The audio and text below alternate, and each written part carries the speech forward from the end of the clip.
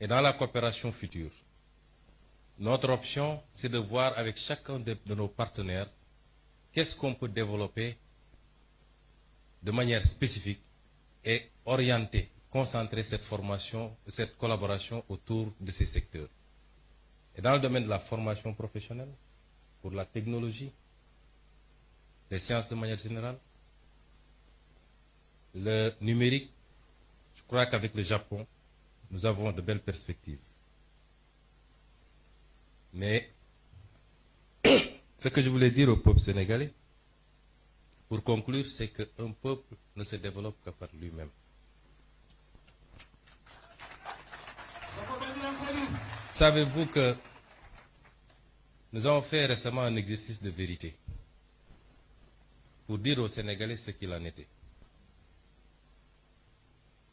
Certains ont crié au loup en disant que nous aurions dû mentir au peuple sénégalais pour éviter de nuire à l'image du Sénégal. Nous ne sommes pas dans cette relation avec le peuple sénégalais. La vérité sera dite, quelles qu'en soient les conséquences, mais pas pour nuire à l'image du Sénégal, pour lancer un message très fort au peuple sénégalais. C'est que ce qui nous a conduit à ces situations, c'est qu'on a souvent voulu se cacher derrière notre petit doigt et éviter d'affronter les réalités de face. Les modèles de développement qui ont marché ailleurs et qui sont pratiquement identiques compte tenu des réalités et des spécificités socioculturelles sont les mêmes qui développeront ce pays. Et ce modèle, c'est compter d'abord sur nous-mêmes. Notre note a été très légèrement dégradée. Nous attendions beaucoup plus. Pourquoi?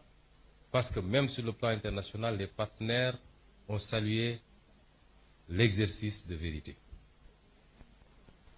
Mais si notre note a été dégradée après, notre développement ne dépend pas du financement international. Il dépend de nous, de nos capacités à nous fixer des objectifs, à mobiliser toutes les ressources endogènes. Et Dieu sait qu'on n'en a pas mobilisé encore le 5e.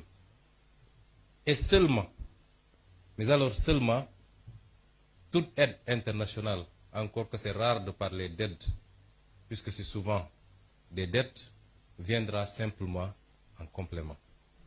Et ce message, nous devons le comprendre parce que si aujourd'hui le Japon, qui n'a aucune ressource naturelle,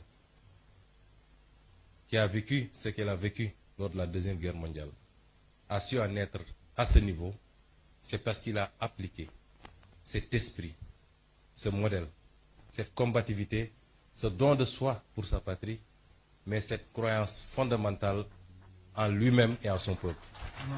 Je vous remercie de votre aimable attention.